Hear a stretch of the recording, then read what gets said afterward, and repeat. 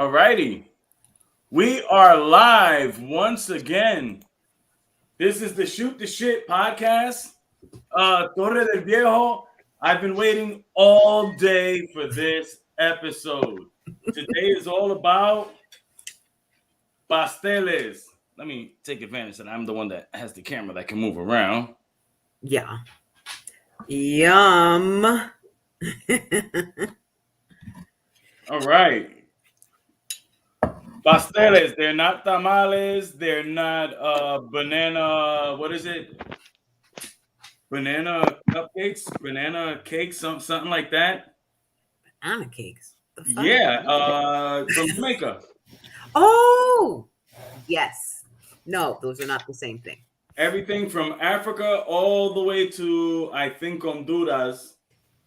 Everybody has a version of this. This is the Rican version, or one of the many. Mm-hmm.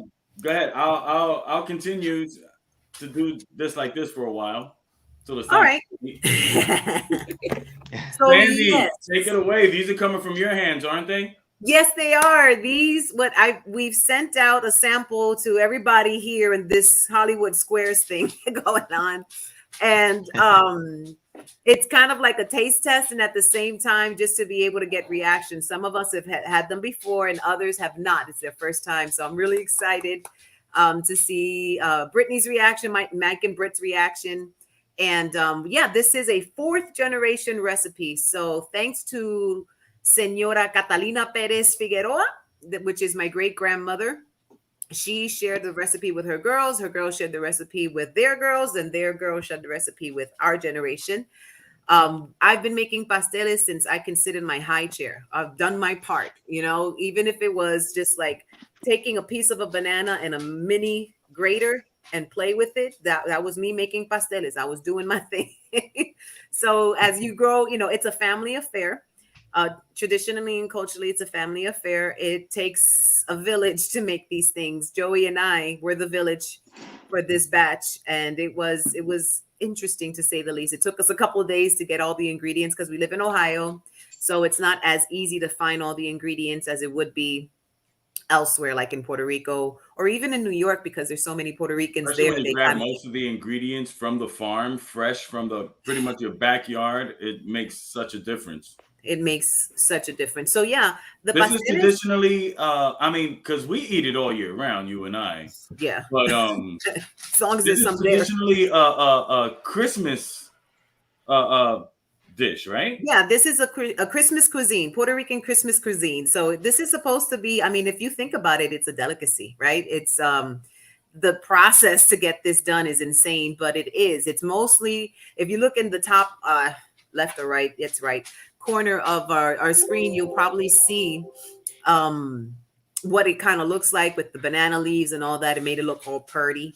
But this is exactly what we do for Christmas time. You'll have that along with a plate of rice and pigeon peas and maybe some roast pork that was roasted on the pit. We don't eat pork, but everybody else does. And that is the traditional dish for Christmas time in Puerto Rico. Walkers, because I have to taste this. The smell is just slapping the shit out of me. Everybody's like, come on, dig in, guys. So what you do, if you already boiled, take me step by step as if I don't know what I'm doing. Okay, so you already boiled your pasteles for about an hour. You sprinkled some salt in that water so that make sure that it's nice and seasoned. And what you do is you cut open the strings. You see Marisa's screen. You can you got to cut that open. That's gonna work. Now, some of us, what I told everybody else to do is just cut it while it was boiling to make sure that it cooks well in the middle. I'm gonna leave you and Marisa on so people can see her cutting the. On the string. Now you can unfold it. What I do, I cut corners. So I cut the sides and I cut the top of it to make it easier to unfold. But this is the traditional way. You unfold what's already packed. Now, traditionally, we would not use paper because paper was not available. This is hundreds and hundreds of years old. So they would use the banana leaves. The banana leaves was something that this is kind of like a combination of cultures. You can see the banana leaves inside of the paper. That banana leaf there helps give it flavor and helps keep it together. So unfold unfold. Yeah, you can tuck it up open and you flip it over and you can enjoy it that way. Or you can unfold it, and just eat it right off the paper. That's pretty much how it is. So once you unfold both sides, it's literally just dig in. Enjoy it. It's delicious. Oh yeah, that's good. So what you're eating is grated banana with a bunch of tubulars, right? You got pumpkin, you have jautía, which is taro root. Everybody has their own flavor, the way they put it in. We create chicken stock, and you put in chicken stock with it. We put in milk. You use annatto seeds that are steeped in oil, and that's helped with the color. The pumpkin also helps with the color and the texture. The same thing with the jautía. The jautía or taro root helps with the flavor. We use sofrito, which is a thing within. We could do a podcast with sofrito, which also helps if it, like keeping the recipe exclusive, because everybody has their own take on sofrito. Yes. So everyone has their own way of making people sofrito out there. Not everybody's sofrito tastes the same. No. Is the pumpkin fairly modern, or is that traditional as well? It's traditional in my home. Okay. This shit in is my banging. family, it's Let me just add that rid of this shit is banging right now. How's it, guys? How's it taste? Yeah, no, it's good. I can't hear you, Britt. I have been waiting for this all week. I'm so proud. If my mom, I did it. My mom, thank you so much. She helped me. I was calling her frantically. I was like, Mama, I need help. I don't know. And she was, she said, yes, you do. Because obviously I've been doing this since I was a baby. But when you're doing this, when you're the one in charge, you kind of like take over the matriarch's position of making sure that Matt Muggs, can you stay still, please? Now's not the time to play. Sit down. So it's like the matriarch's position to make sure that batch is perfect. And yeah, we take it seriously. I mean, at least in our household, we take it seriously. It's a great time to sit down, drink wine, and make pasteles. If you take it throughout the whole day, it can take you anywhere between 10 to 12 hours to make, because it takes a long time. Depending on how much you're making, it takes a long time. So I can't hear you, Joey. I don't know for sure, but I imagine one of the reasons why this is mostly a Christmas time dish is because you have a high yield of bananas around this time. Yeah, because pasteles are not the only thing that all the hurricane water that comes in makes those plants nice and plump. Definitely. So remember, you also have escabeche de guineo, which is another typical dish, which is green bananas that are boiled and kind of like made into, I want to say pickled, but it's not, but it is. It kind of has that flavor. It's like vinegar and onion and garlic that's kind of like stir fried with chicken gizzards. And it's delicious. It's a party favorite. You get that in a cup with a fork, and that's served in a party because we drink a lot in Puerto Rico. So we gotta eat that. That's for your echo, my love. Oh, I'm sorry. I really don't know what to do. It's the only thing I got. Now the difference between this and alcapurria is very subtle, right? No, there's a big difference actually. So the difference between pasteles and alcapurria is that alcapurria only has the green banana. There's nothing else put into it. And instead of boiling it, you fry it. Okay. And the alcapurrias are stuffed with, traditionally it's stuffed with beef, like chopped meat. That's traditionally so, and you serve it just it's street food, right? Is what you would be the equivalent of. It's street food. It's pick and go. And we made alcapurrias. What's common is that when you're making pasteles, you always pull aside alcapurrias, some banana for alcapurrias because you spent all day peeling and grating a box of bananas. So a bunch of bananas is about maybe 20 hands, and a hand has about what we call a mano, right? A bunch of bananas is about maybe 7 to 8 bananas each bunch.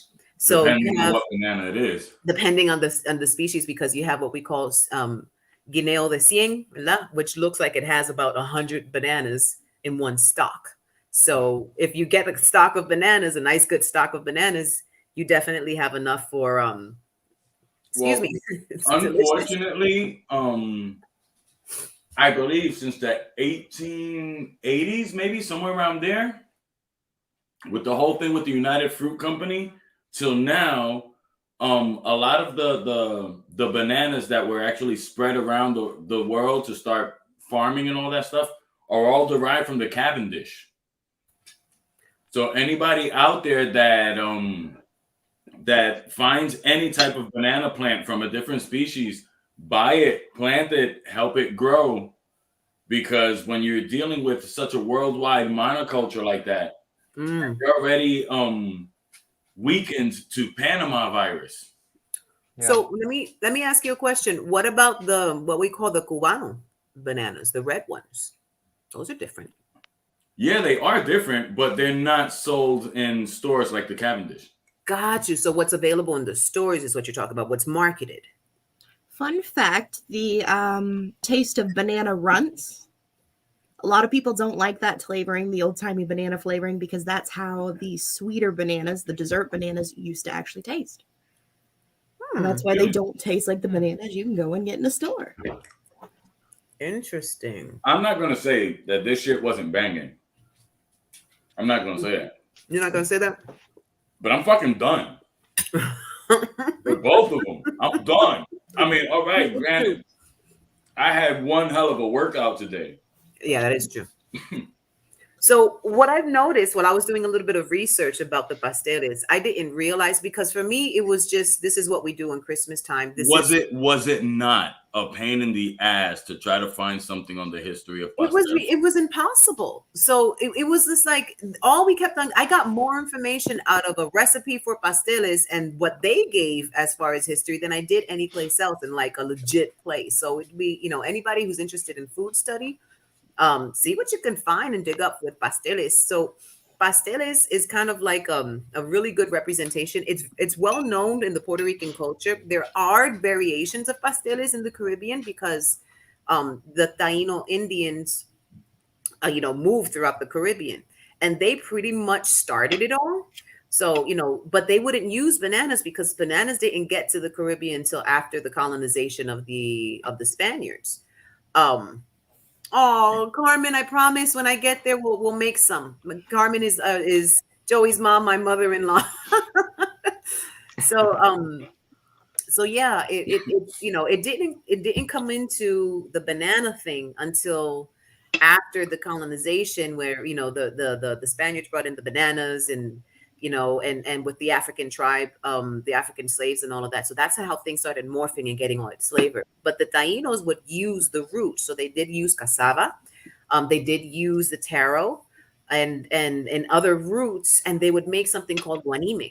And guanime sounds very Taino, right? Let me interject real quick. For everybody who's watching this further along the line, this show is pronounced yuca, not yucca. Yucca. Those are two different plants. The yucca is edible. Yucca is not. You can make soap with it, but do not eat it. There you go. So the yucca is found more here in the northern part of the United States. But the yuca, which is what other people understand as cassava, is what we would eat. And that you can find in the supermarkets. It's amazing how something that supposedly the skin is so toxic is so flipping delicious. Correct. The skin is toxic. Which is why you have to boil it. you have to be able to bleach. Marisa, how toxic is it? Do you know? It's my understanding that the little, like the wax that comes off of it in the skin is just one of your plant alkaloids. So it's not necessarily, oh, it's going to kill you, like, you know, if you take cyanide, but it is on the level of severe gastrointestinal distress. Yeah. And burn, right? Usually plants that have high alkaloids burn. Is that how it goes? Coming out, yes. Oof. Well, yeah. That's not fun. That's not fun. You eat enough juca, it's gonna hurt coming out too. Yeah, it will. But you can make pasteles de yuca. It doesn't always have to be guineo. Now, when you're making the masa, the dough, even though I hate calling it dough because it's more of a batter than a dough. It ends up a really thick batter. Is there any difference when you use the different roots? I would assume so, because you're not, you know, the banana has a particular texture to it when you grate it, and the roots might have a thicker texture. So when I look at the pasteles made out of yuca, they are tougher. Yes, and so a lot of people actually would oven baked, right? So yes, but sometimes a leña is better. So what they would do is that instead of putting them and boiling them, they would actually wrap them in, like, you know, aluminum foil, and they would roast them over a pit or in a fire, kind of like bake them, so to speak. And oh my God, those are amazing. And then it has the smoky flavor of the wood. Oh, delicious, wow. Delicious. So it's like empanadillas de seti, which is sardines, if I'm not mistaken. That's what seti is. Sardines, really? Oh yes. So that's something that you would also find on this side of the street. And I rarely find it now, but I think in Arecibo you still might. That was the last place I found it, was that you would find a lady that was just stoking a fire, and you would look on top of, you know, whatever fire she was stoking, and you would see something very similar to the pasteles, but smaller. John Wayne, I'm sorry. I have to post this real quick. I was trying to stay away from it, but so ketchup or no ketchup? This is an ongoing debate. Okay. It comes up every year. It comes up every year. People say that if you eat pasteles with the ketchup, it's sacrilegious. You are listen to no. One. I love the taste of the ketchup with pasteles. What? Yep. I do. I don't stream in my game. I love the taste of the pasteles with the ketchup. I love it. Well, you know what? I'm not just in my personal experience, because I don't put ketchup on shit, not even on my burgers, right? Yeah, me neither. But me neither. I saw more people putting ketchup on their rice and pasteles in New York than I did in Puerto Rico. Yes. In Puerto Rico, that's when I learned that little rivalry, if you want to call it that. Like, ketchup. What else you want? You know what I mean? You want some fries on it? You want some mustard? So it's viewed as like a sacrilegious act. You know, it's heresy for you to put ketchup on the pasteles for the native Puerto Ricans, right? Kevin's like, no ketchup. And here it goes. You see the debate? I put ketchup. Now, Carmen made a good point. She goes, not ketchup, but yes, pique. Ooh, if it's homemade. If it's homemade hot sauce. If you got some hot sauce. All right, hot sauce. Which are We're trying it with ketchup and hot sauce. Okay. Michael likes it with ketchup. Yeah. So I can get the vinegary taste of ketchup, yes, because I have a sangria style wine, and it does help. Ooh. It does taste good. Oh my goodness, we definitely need the Puerto Rican Christmas music. She's having sangria and pasteles. I told you she's more. Marisa's gonna start dancing bomba in about 5 minutes. I've been looking for a class. We gotta make it for you, Mama. That's something that you gotta make. Sounds good. Pique it, yeah. Pique it is something. The hot sauce with it. You like it, Mike? I like it with the hot sauce. He likes it with the ketchup. You I liked see? it. I don't like ketchup. I'm So, like Joey. I liked it with ketchup. I liked it with hot sauce almost equally as much. Doing ketchup hot sauce together is delicious. Oh, Mike, let me ask you, Mike. You work with food, right? I used to. You used to. A long Have you ever time. dealt with anything even similar to this? Not really. Even when you went to culinary school? Yeah, this was different cooking technique completely Yeah. Really? than anything that I've ever actually dealt with. As far as the process that we're talking about making it, or just the boiling it inside the leaf? The boiling it inside the leaf. I think somewhere in an Asian country, because I'm not even gonna throw out a name. An Asian country, I think they steam it. They have something similar and they steam it. Yes, they do. I actually have one of the boxes that they use to steam them. We have Really? all of the cooking supplies, okay? And do you know what they use? It's It's like a bamboo. I believe it's a bamboo one, and then they put it inside one of their steam tills, which is typically made out of bamboo. Which we do not have, thankfully. No, that's in the garage. Oh, apparently it's in the garage. That's in the garage. We have it. So in your experience with culinary school, has there anything that matches the texture? Anything close? Well, it's been a minute. Okay, it hasn't been that long. Been long enough that I have to think about it. I'm sure there has. I can't think of anything off the top of my head I though. feel like out of all the things that you did, we've never done anything like this. Correct. It's This, definitely much more like American bar food. yes. John has a good question there. Can you air fry them? That is a good question. Because everybody's air frying everything nowadays. Do you guys have an air fryer yet? Just checking. Oh yeah, I have an air fryer, but no, you can't fry pasteles. You can air fry alcapurrias though. I can attest to that. I've done the alcapurrias, but not the pasteles. The pasteles need to be boiled.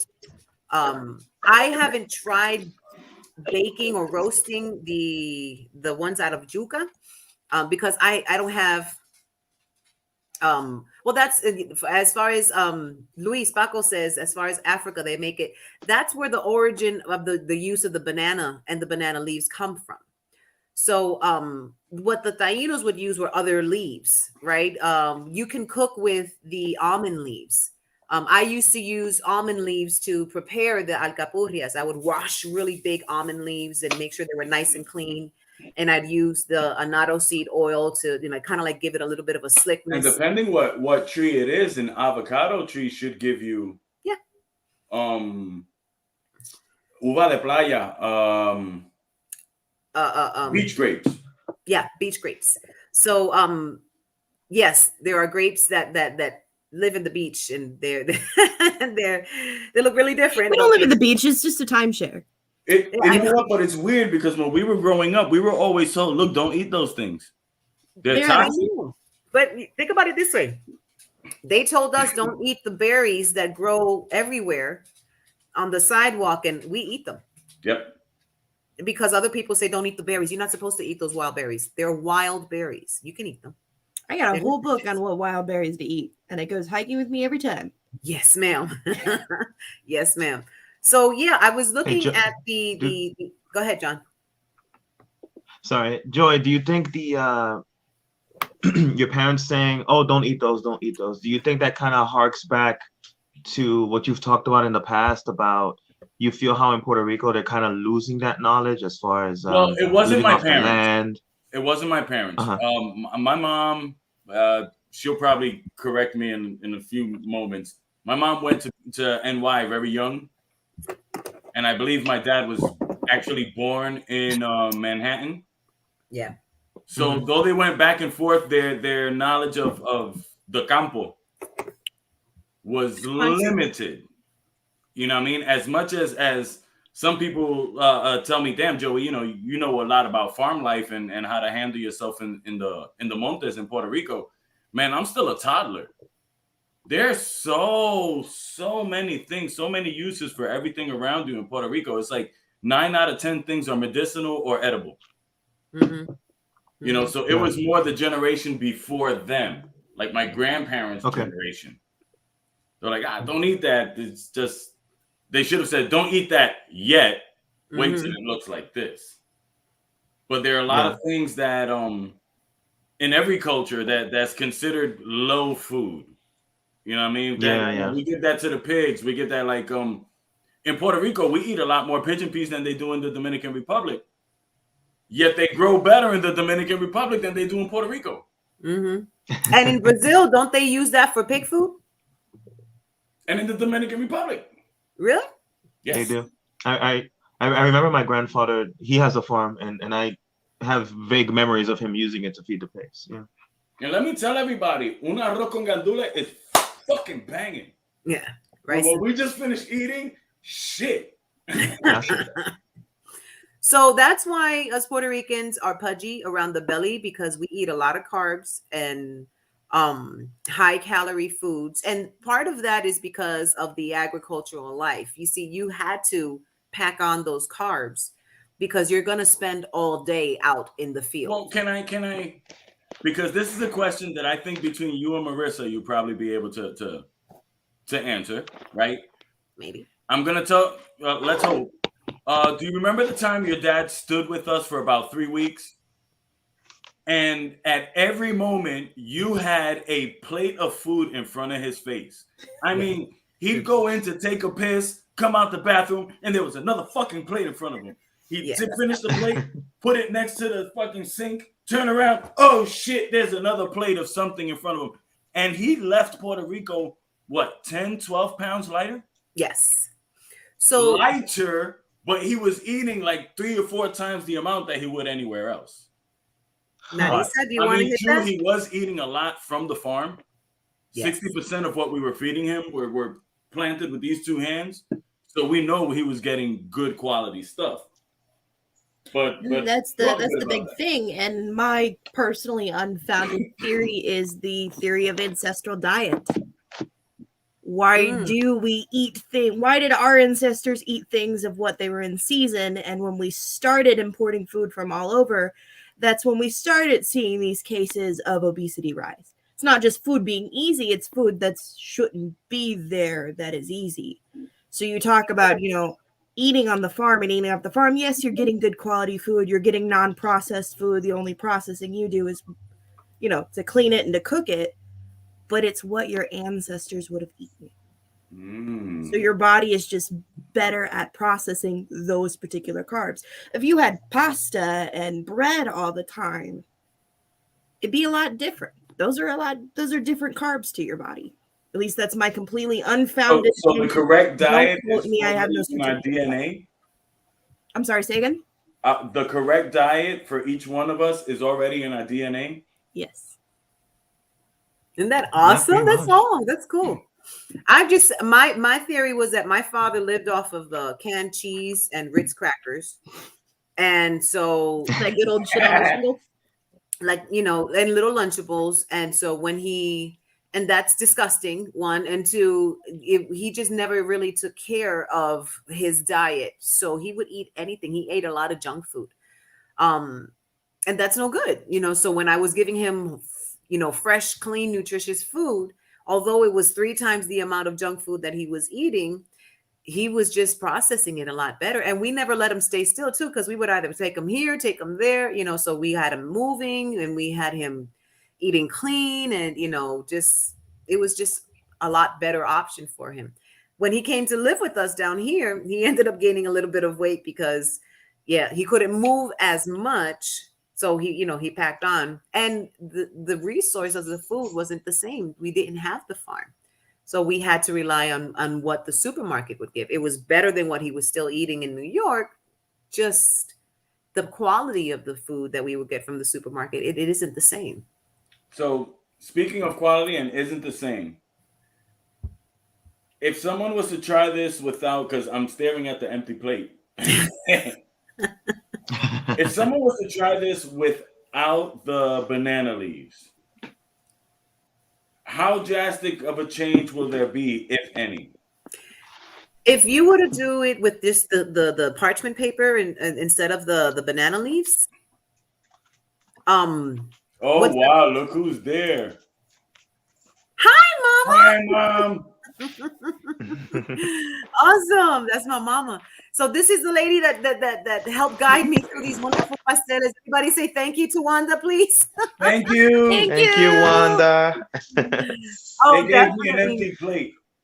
Yes, thank you for the empty plates. Yeah, no, what's gonna end up happening is that half of the batter is gonna stay stuck to the paper. The banana leaves also helps avoid it from getting stuck to the paper. The paper is there to avoid it from seeping out. So you won't, boil half of your batter and have it go out in the End water. up having a mush banana soup Now, inside the pot. Traditionally, instead of before the Right. paper, the paper was more of a modern thing. Before, the pasteles were being made with just banana leaves, and they would create bigger chunks of banana leaves. They would wrap it, and then they would take like the string. You know how when you pull a banana leaf, I don't know if you guys have ever played with banana leaves, but we do. So when you pull a banana leaf, you can almost get fibers, thin fibers. They would wrap it and tie it up instead of using the butcher's string. They would wrap it and tie it up and use that to be able to boil them and cook them with. So that's how it's done traditionally in El Campo. But like I said, over the years, you would see, and like Mom says, the flavor, you're gonna miss out a lot on that flavor because the banana leaves definitely are a key element. It's just the marriage of all of the flavor, the roots, the banana, Okay, all. now check this out. Grandma used to have me. I know the answer, but I'd like to hear somebody else tell the audience. Grandma used to have me cut down specific leaves. No, not that one. It's too yellow. No, it's too green. No, it's too brown. I can understand the yellow and the brown, but even the color green had to be specific because of the quantity of water, I guess, in it. And when you come to the process of martiguarlo, which is blanching. So what is am I correct in assuming that it's Mom? I mean, if I'd love to throw in a link for you so you can join us, Mom. That'd be awesome. But yeah, I would say that the banana leaves have to be a specific kind of maturity. Can't be too new, can't be too old, because then it won't. We have to process the banana leaves too, so that's why it takes so long. Everything gets processed. You got to take the bananas, you got to peel them, you got to grate them, you got to take the banana leaves, you got to put them through a heat treat. Literally, you got to heat them up and then cut them to size or whatever it is so that they can be blanched, because you don't want them to be. You want to clean it. You want to take away the any type of bacteria that could possibly live on those leaves, and it also makes it pliable for you to fold it. So that's how you're able to fold those banana leaves and create that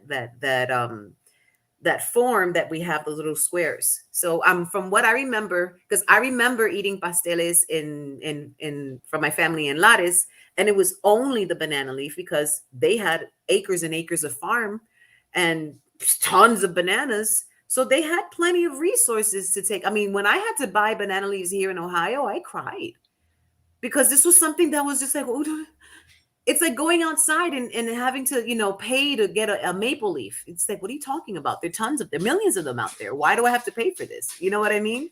So, or pine cones, it's just like, this, go outside, you'll find 80 of them, just take 3 steps. So that's how it felt like for me getting the banana leaves. But, and if you use a plantain leaf, it's not going to taste the same. No, you don't use plantain leaves. You use banana leaves. There's a huge difference. So tell me more about that difference, because I've always wondered what's the difference between a green banana versus a plantain. Because in the store here, they look the same.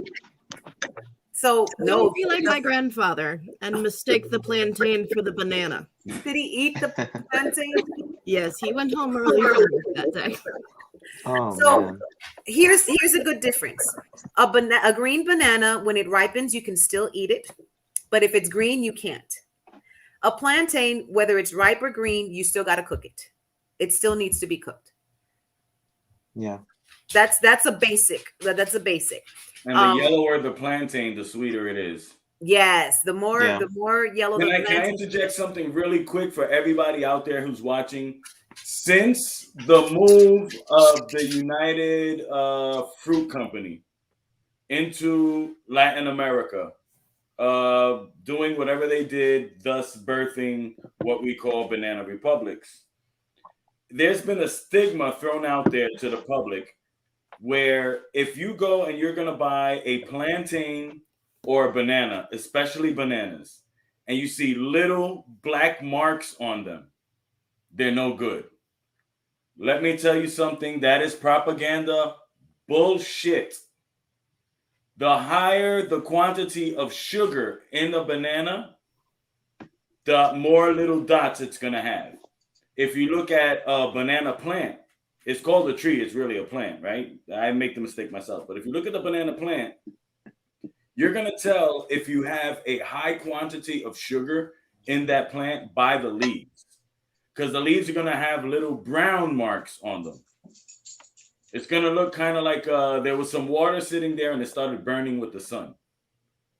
Those are great tasting bananas. They're going to taste better than all the other ones, better than its parents, its grandparents. It's going to taste that much better because that it's telling you it has high sugar, and that's what happens. Which is why if you go to a responsible farm, they're going to have those on a separate part, just to know that this quality is going to be here, or this taste is going to be here, this taste is going to be on the other side.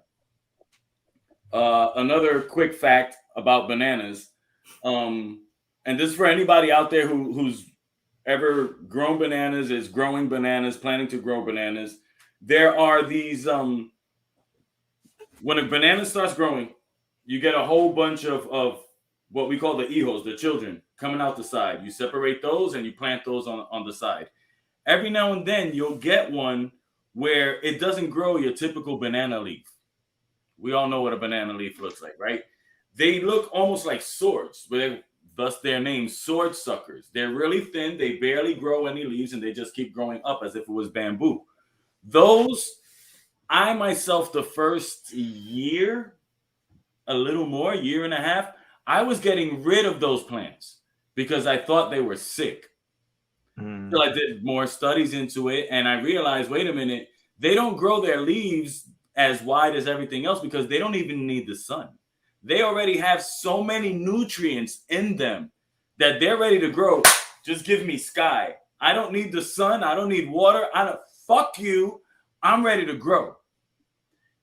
Those are the ones you also take and you put them separate. In Hawaii, if I'm not mistaken, they actually try to have, I think it's 60 to 70% of their farms only sword suckers. Because they know they're going to pull out a whole bunch of them quick and not have to depend on the Cavendish bananas that everybody else has to. Look, going to Hawaii, you mentioned Hawaii. I don't blame them because I go on a tangent with farm shit. Yeah, of course it's going to happen. I was in the last island in Kauai, and they have to pay double the import tax. So they have to pay from the mainland United States to Maui, and then from Maui to Kauai. So when I said it was cheaper for me to buy a burger with fries and a drink than it was for me to buy a pack of sliced bread and some turkey. Okay. I wasn't exaggerating because a pack of sliced bread and turkey was going to run me $15, but a burger with fries and a drink was going to run me $5.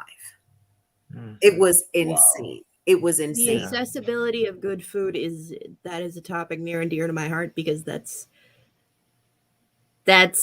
good food and nutrition's at the heart of your mental health. Yes. Yes. Having accessibility to good food, or would this be junk food?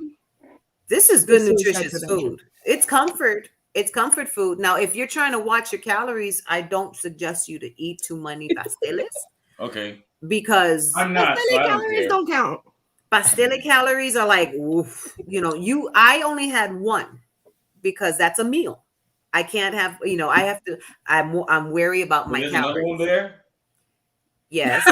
Oh, Oh, shit. you done goofed. You better not touch my pastel. That's my lunch tomorrow. So yeah, and you can. I mean, the way that I reheat the pasteles, because it's weird, but the way I reheat it, I actually put it in a long container with the water that I boiled it with. I keep it nice and sealed, and then I pop that in the microwave with the water, and it just heats up beautifully. I learned that from one of my coworkers in Puerto Rico, in a municipio. So okay, let's say not just for myself, but for also everybody out there who's watching. Let's say you put in 4 pasteles, and they were the ones that we sell, which are chunky and they're nice. I mean, plug. I had to plug it in there. So you got 2 We left. sold our first dozen, by the way, yesterday. Thank you, Norwood Strong. What can you do with those, with the 2? Like, how long can you make it last in the fridge before it fucks up? So I wouldn't eat them because they take, those are the things, it's fresh food. So obviously it doesn't have any type of preservatives. If you have food that doesn't have any type of preservatives that are natural, it's going to spoil a lot faster. So So I if you wouldn't didn't go eat it past 2 today, days. you have to eat it tomorrow. I would suggest it. Yeah, I would suggest it. I wouldn't go past 2 days. Honestly, I wouldn't go past 2 days because it might go, a little rancid. It might change the flavor. So I wouldn't go past the next day. That's it. I don't think they last that long. It's hard to think about it, but it does happen. When you might go a little extra and put in a couple more, you're like, oh no, you don't want it to spoil. You don't want to lose it because it takes a lot of time to make them, and the effort that's put into making them. But the truth of the matter is just pop it in with the water. That's important. If you don't pop it in with the water, it's going to dry up. You're not going to be able to enjoy it. It gets tough and chewy, and then you're not going to be able to enjoy it the way you want to. So, and guys, let me tell you, we had one summer that things were really rough economically. We brought down some bananas. We made a whole bunch of pasteles, and we were good. Mm-hmm. We were good. yep. So it's a good staple food. It's a good comfort food. It is definitely a good representation of what Christmas tastes like in Puerto Rico. If it's something that anybody might be interested, it's something that I love sharing. It's just like, I made pasteles, and you see eyes open like, what, pasteles? And it's like, yep, And because notice, everybody out there, everybody's gonna have their own take on pasteles. mm-hmm. You know what I mean? Sandy's getting her recipe from Wanda, that's getting it from her mom, that got it from her mom, and I bet you all 4 generations of pasteles taste different. Yeah, and yet the same. I can only say 3 generations, because I never got to eat from your great grandma's hand. But I ate from your grandma's hand, I ate from your mom's hand, I ate from your hand. Banging, but they all taste different. The same, but that makes no fucking sense. But the same and yet different. Our process is the same, and you also have to see where we were making them, because what our resources definitely changes. The pasteles that my grandmother made in New York, my grandmother used to make and sell pasteles in New York. The pasteles frozen, the longer you have them, the better they get. Limit 3 days after cook. There you go. There goes the answer to that question. Boom. Thank you, Wanda. Thank you, mommy. So definitely, you can freeze them, and they'll last months in the freezer. That's not a problem. That's how come we would make pasteles. Well, we had them up to a year, and they were fine. And they were fine. Yeah, definitely. So when it comes to the next season. Mm-hmm. When it comes to different like variations and different styles of it, besides different ingredients, like, oh, today I made chicken, tomorrow I made beef, what sort of like differences can you like expect usually? So if you were looking in, we were talking about how the Tainos, right? The Tainos have traveled throughout the entire Caribbean. So if you look, like, for example, I'm sure, I don't know. That's a good question. I'm sorry. That's a good question. The water you boil it changes too. Can you put other things other than just salt in the water? Like I guess so. I've never. I don't know, basil or some shit like that. Cilantro or basil or chopped I up guess so, something? but Kind of chicken stock? it's gonna change what you've put into the masa, and it's gonna change the flavor. Because Yeah. the salt that you put into the water is to help avoid it from tasting bland.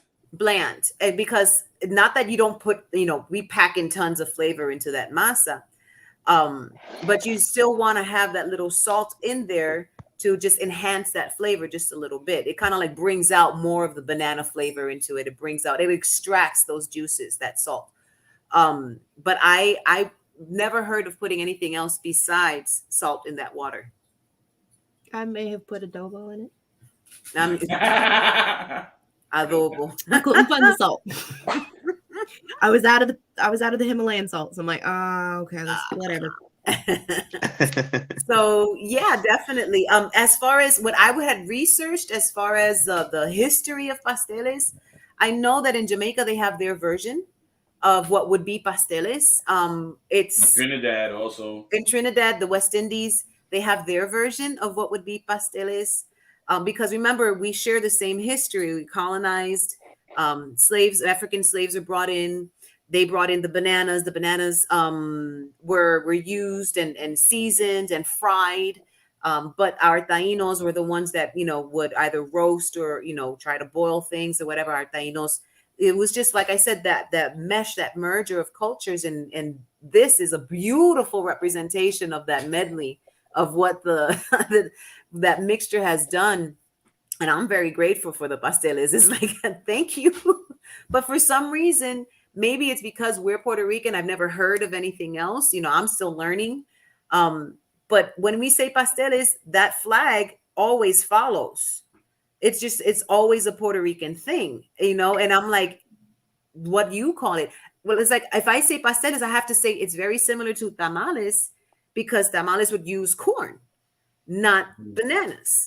But that's a different region, and so they would have their own way of making it. Right. So it's kind of like a similar process, mash what you got, stuff some meat in there, wrap it up, boil it or roast it, and eat. That's pretty much what it is. That's what it boils down to. So yeah, you might have a variation of it, but it's still delicious, and I would love to just be able to, you got something like pasteles, what do you have? What do you put in there? Bark. Yeah. Apparently Sorry. he wants some. That's okay. These We're two gonna were put Remy into a pastele. No, don't do that. No, don't do that. So what do you think about the pasteles? It's like What, really? Wait, hold on. Pasteles de Yeah. arroz. Yes. So people would put in the weirdest things in pasteles. We can go into that. I've seen pasteles with raisins inside. Oh my goodness, yes, they gave me. Ew. I'm gonna get a cigarette. I'll be back. He's got to go walk it off. You hear him? Yeah. I've seen That doesn't- rice. And then there's him. He's My like raising. grandmother would make a special kind of pastel for herself. So we would make pasteles, and then she would, and the signal is the banana leaf would be tied into the string so that she can, these are the ones that have pique, these are the ones that have something different. She would take a cabbage leaf, put the green banana, then she would take a cabbage leaf, and then she would put the masa in and wrap it with the cabbage leaf, and she loved it. But she would only do it for herself because none of us would like it. Like, it's not, boiled cabbage doesn't smell too good. Yeah. But she loved it. And I was so happy forgetting about the pasas. Yeah, and Giancarlo, god damn it. I was happy forgetting about that. pasas or garbanzos. So here's the thing: the pasteles that you guys had, right? You have the traditional. I made sure I made as much as traditional as possible for you guys, because the ones that we had, I didn't get to make the meat the way I wanted to. So it doesn't have the traditional olive. So my grandmother, her spirit was screaming in my ear, pasteles de yuca. That's a big yes. That's a big 10-4. Yes, she was screaming in my ear because she goes, Sandra, esos pasteles están ciegos. In other words, they didn't have olives in them. I mean, it does give it a nice taste. Yes, it does. Yes, it does. But it's just so horrible when you're eating a pastel. You take one bite, you take a second one, you take the third one, you bite right into that olive. It's It's delicious to me. I like it with the olives. So, but I didn't make them with the olives because of that same reason. There has been like a lot of people, and I know I'm echoing. I'm sorry, guys. There's been a lot of people that that have been saying, I don't like it with the olives. I don't like to eat the olives. And I'm like, I'll take it out, but you're missing out on a lot of flavor. White or apple cider vinegar with the mother, or try rice wine vinegar, because that's what's kind of like when you're missing is that slight vinegary taste. Yes. So if you're gonna skip the olives, that's what I would say. I'm drooling right now. And that's just for the meat. That's just for the meat. That's not even in the masa. That's just for the meat to give it that flavor. Mom says pasteles ciego means no meat. Okay, so what my grandmother would call the ciego without yes, that's true. What she's saying with no meat, that means it's just the batter and no meat. Like a vegetarian version, but it's not really, because if you're putting in stock, I mean, I can't make pasteles without the chicken stock. I can probably make a stock that's vegetable and make it a more vegan, variation. And here you're trying to cater to, options, and that's fine, because pasteles, like I said, it's a very personal thing. It's a family oriented thing. I've done pasteles with Miss Bunny. And we sat down here and we just had some, good old time. And she's like, I'm helping you, mija. And I was just like, yeah, let's do this. It's very much a family thing. Yes, it is. It is. I remember when I was young, sitting down with grandma and all my aunts and stuff like that in the Bronx. Yes. Was the first time we did that. It's a family affair. That I remember. It's a family affair. Probably also why it ends up with these family holidays, Christmas and New Year's. I mean, it takes a village to make pasteles. It's crazy. So back to my question. How do you guys feel eating those pasteles? I'm not even going to answer. You know how I am. The third one is in danger. It made me happy. Thank you. They were amazing. So delicious. Definitely happy soul food. I like it. Definitely, me too. I'm still I still have 2 or 3 left. I only made 1, but yeah, they're not gonna last long. So what did everybody think of the texture? Because when I first had pasteles, I loved them, but my boyfriend at the time, Justin, he was like, I can't eat that. It's like a slug. It's a banana slug. I can't eat it. I'm gonna throw it up. And I'm like, don't you embarrass me in this home. Negativity in your life. Now, I know that there's more than one reason, more than just stuffing your face, to eating, right? I say that because in Puerto Rico, everybody has stews. In Puerto Rico, we have what's called a levantamuerto. Yeah. A sancocho levantamuerto. Is this to help you continue to party and carol all through the night? Because there's not one single parranda. For those who don't know, parrandas are the Puerto Rican Christmas caroling. You start at one house, go to the next house, go to the next house, and you keep picking up more and more people, because you're going to need people to pick you up. Because by the time you get to the last one, you don't know how many gallons of rum you've drank. So you need a lot of people there. Somebody's got to drive back home. I'm going to interject. The parranda is kind of like carrying on the tradition of the story of Joseph and Mary looking for a place to stay, and they're being rejected. So they will go from place to place to find a place to stay. You know what? For something that apparently is so biblical, like you're saying right now, songs like "If You Don't Give Me Anything to Drink, I'ma Cry." Yeah. And they're not talking about water. No, we're talking about rum. Yeah, no. And pitorro. Yep. They call it an asalto. That's a holdup. Mm-hmm. Asalto. You know what I mean? And they, for real, they are in front of your house, drunk as hell. That, depending on which house you are, they're screaming. They're not singing anymore. No. And until you come out with at least a gallon of some pitorro, yes, like Wanda said, until you come out with at least a gallon of pitorro, those motherfuckers ain't going nowhere. They're not leaving. They will continue to stay there singing until you feed them or give them something to drink. Motherfucker, you Then better they'll go move out to the next back and house. go get a box of beers or some shit like that. Because if you want them off your lawn. So here's the thing. I remember my grandmother and especially my grandfather. Okay, it's November. We need to start buying the storing the food and the drinks because it's parranda season. So they would have their own little storage of alcohol and food and whatever, just in case a parranda would hit the house. Cakey. You gotta have some cakey too. And everything. It was food. I mean, mom can let us know, what she remembers about papi and mommy getting ready for the parrandas. And it's slowly dying. It's unfortunate because not everybody will accept having is that dad? Hi, Dad. Enjoy it. You're starting to speak his language. Not eating until you are giving rum. I was gonna say, I heard somebody say rum, so. Yes. And that's another thing. Coquito is another part of the tradition. You gotta have coquito. This is definitely a Christmas thing, and the coquito is is equivalent to kind of like an eggnog. I don't want to say that because people go, ew, eggnog. I'm like, no, Yeah. It's not an eggnog at all. It's like, it's better. Its own thing. It's better. Yeah, it's its own thing. coquito.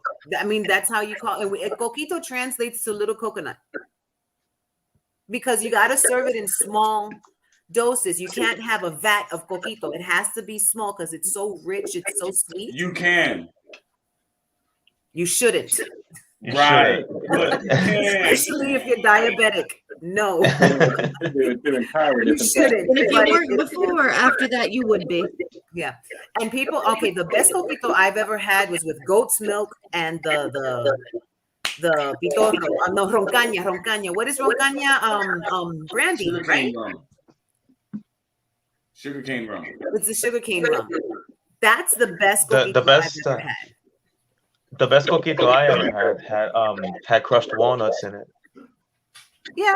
No, not walnuts, cashews. Really? Well, Yeah, I've that's seen pretty good. coquito made out of pistachio coquito. They have Nutella coquito. They have all these other kinds of coquito that have been coming out because, like, for example, my sister's allergic to coconut, so she can't have coquito. And I said, girl, just here's a recipe. Play with it. Put something else besides the coconut cream.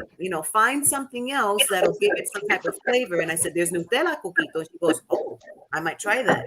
Just take away the coconut, just throw in the rum and have fun. I mean, honestly, that's what it is. But it's delicious. It's delicious. And that's part of the culture. It's just like you got to feed people. You got to make them drink. You got to feed them more. You got to play the music. That's what Christmas is about in the island. And we try to bring that in the Salsa Meltdown. We try to bring it all together, the food, the music, and the drinking, and just coming together because My grandfather on my mother's side, he didn't drink. That I know of since I've been alive, he didn't drink. But he'd walk around like he looked like he worked in the like he should have been in a pinup suit and roller skates or some shit like that. You know what I mean? All he was missing was the little string going from the end of the table that he would walk around with and just, here, did you have a shot? Here, did you have a shot? Here, did you have a shot? Once I was old enough to drink, which in Puerto Rico is 16. Yeah. Here, Joey. I thought you was gonna say. I thought you was gonna say. I thought you was gonna say 12. I don't see anything in your hand. Walk, Here, have another shot. And I realized that is cultural. Whether you drink or you don't, you're getting everybody on their ass. Yeah. So yeah, those are the pasteles. That's a little bit more, and I think this was perfect because for us, Christmas already started in Puerto Rico. The Coquito Magician, little cups didn't work for me. So Giancarlos is obviously this is our cousin. Giancarlo moves it around like it's 3-card Monty. Keep your eye on the Coquito. And that was the thing. Coquito was served to any child. Look, oh, you know what? Kevin has a good point. If you can reach the counter, you can drink. Yeah, pretty much. Yes, started if early, you can reach Dan. the counter, that means you were able to steal that little coquito and go. you know, and some of the parents would be like, "Mira, nene, toma." And I mean, I remember seeing parents dipping their hand in the coquito and just passing it on the lips of the babies. I'm talking about babies. Like, here you go, taste it. Oh, look at it, like it. And I'm like, then you wonder why alcoholism grows in our family. I mean, you're giving the kid. It is fantastic. I got yelled at by my aunt Rosa once in a parranda. And I'm over here thinking she's yelling at me because I got caught literally with my hand inside the barrel, pulling out a beer. No, it was because those beers were for somebody specific. You want a beer, you go get it from the little kid's barrel. Is she playing around? A little kid's barrel. She wasn't playing around. We're not talking about apple cider either. You know, we're not talking about what is it, the sparkling wine that they would give the kids. That's not what they're talking about. They gave that to me once, and I'm like, what the fuck is this? Where's the wine? Where's the rum? Yeah, it's how we celebrate. You know, we're very joyful. We love to drink. I mean, we Pirates of the Caribbean, rum runners. Hello, it's in the culture. No matter which way you look at it, it's in the culture. You saw something, right, about the pirates, the Buccaneers, or something like that? Yes, that was kind of interesting. Okay. Ooh, I believe the name is Bucan. Now we all should know, if you do barbecue, the name barbecue comes from barbacoa. And it's actually a Taino word and a Taino technology. But that was the actual pit and where they do the fire and cook barbecue shit. Okay. Over it, they had like this. Can somebody mute? Can like everybody mute? Because I hear like a feedback. Sorry. What they would do over it is kind of like they would make a grid out of branches, right? And they would hang their fish and their meat over it. And then put that, let's say the fire is here, they'd have it like this at a 45 angle. So this way that they get a lot of the smoke, they get low heat at the same time. This is smoking. This is called smoke. What we understand as smoking our meat.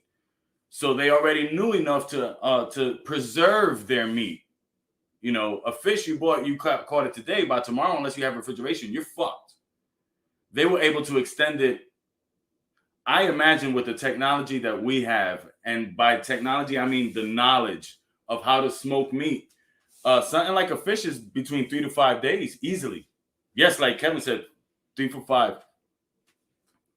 5 days, easily. If it's beef, something like beef, week and a half, 2 weeks, right? So it's called a bucan.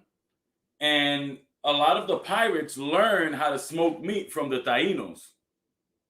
Now, once Spain and France and everybody kind of like had them cornered in and they had to hide out, they weren't going to go into open seas and fight the military. What they did was they go out fishing and hunting. They'd smoke their meat and sell that, thus becoming the Buccaneers, coming from Bucan, the actual technology of smoking the meat. I figured you'd enjoy that, Britt. I geeked out just because of the etymology behind the word. But of course, it's history. So I'm like, Britt's going to like that. Share that, please. That was awesome. So yeah, that's something, you know, when you do a little research, you find out things. And I like I said, I was finding out a lot more. It never dawned on me that this could be something that started with the Taino culture. And then I'm like, guanime, you know, is a word that's definitely a Taino word that's definitely, you know, close to it. Then I, dug deep and I was like, this is making so much more sense now. So yeah, it's just food brings people together. You learn, if you want to learn about any culture, learn about their food. And you're going to learn a lot more than just what you can find, you know, in a textbook. Honestly, just learn how to eat the food, you know, and it just brings you so much more. So as a foodie, as we all are, I think in this panel right here, I always recommend, if you want to learn a little bit more about somebody's culture, we are always sharing things about the Puerto Rican culture because we are Puerto Rican. John, whenever you want to share something about the Dominican culture, please share. It's pretty much the same thing. We're neighbors, but you definitely have, your own take and twists and turns of like, for example, we call viandas. Yes, the Spaniards and the English were traveling the world for spices, for trade, and that's how the whole commerce thing, that's how we ended up how we are right now. Good things and not so good things come from it, right? So a quick thing on the spices to preserve the meats. Mike might be able to help out. They have two different shelf lives. Because once you're salting it and you're putting spices to preserve it, not to give it taste, to preserve it, that's already called curing. Right. Curing and smoking are two different things, though they can be done hand in hand because that's how we get pastrami. Yes. Pastrami, you're missing one other step, which is the brining, and then the steaming it afterwards.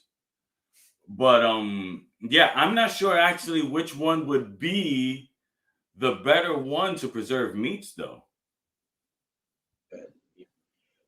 Typically, curing tends to be a little bit better when it comes to preserving. I'm honestly not sure why on there, but traditionally, something that's cured does tend to last a little bit longer.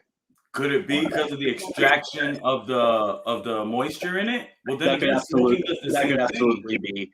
But though smoking does extract, it also helps keep in a lot of those juices on there. Right. And because of it keeping in a lot of those juices, it is prone to going bad a little bit quicker.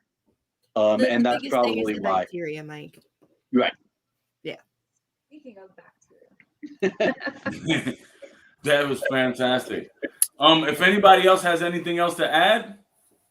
Questions? Anybody that's watching? Real quick. Questions? Pepper and salt. I think it's a specific salt. Back then, like hundreds of years ago, I doubt they had a specific curing salt. They probably used whatever you can find. Whatever was most exotic at the time for them to sell and get their hands on. There's also a reason that back then they were a lot more prone to not doing it exactly correct and therefore getting a lot more food-borne illnesses. Mm-hmm. Do you know when the knowledge of curing meats actually hit its apex? Like when they finally got it right? If they did. I want to say it was the 20s or 30s. Like hasn't been that long. No. Since they actually got all the science behind. I think he's right because the Isn't science. that around the same time that Katz's open up? Say that again. Isn't that around the time that the famous place for their pastrami, Katz's in New York City, opened up? I think they opened in the 20s. It was sometime around there. If you ever go to New York City and you want to eat a real pastrami sandwich, just please go there. And if you're ever stuck in Ohio and want to eat a second amazing sandwich, then